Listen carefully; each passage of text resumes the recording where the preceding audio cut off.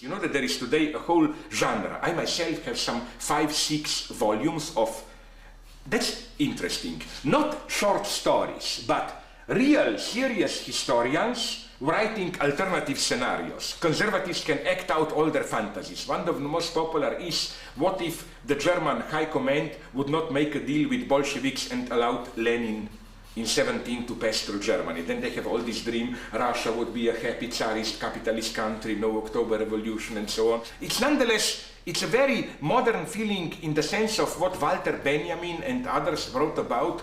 This, how to put it, if we learn something from modernity, Benjamin has some wonderful pages on it, on how the basic ontological lesson of quantum physics, that it's not just one reality, that there were more possible realities, and it's not simply when one possibility is actualized, the others are cancelled, but the others remain a kind of ontological shadow, so that, how to put it, in order to really understand what really happened, you had also to include what may have happened.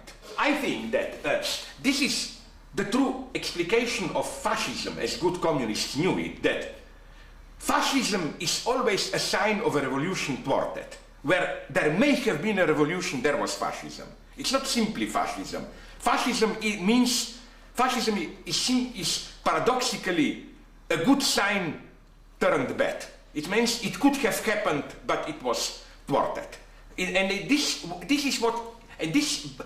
allows us to bring together this social problematic, even to bring us together even to the psychoanalytic notion of guilt, because guilt is precisely, in historical dimension, the guilt of missed opportunities. We could have done it, but we didn't do it.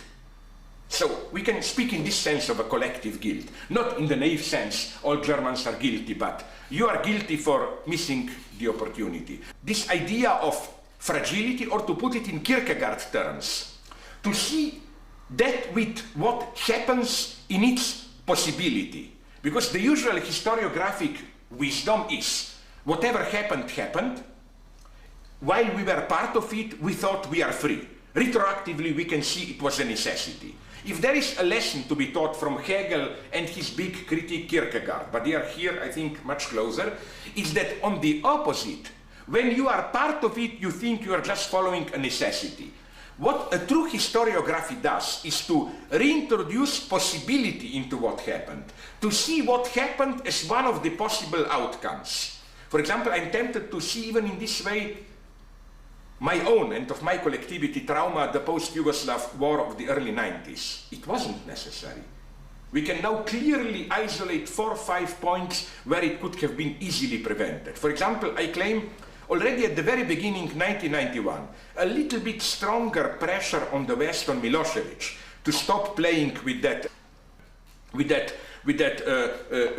proto-fascist mass movement and so on. This proto-fascist nationalist mobilization would have changed everything. It was not inevitable. I mean, this makes the situation even more sad, I think, no?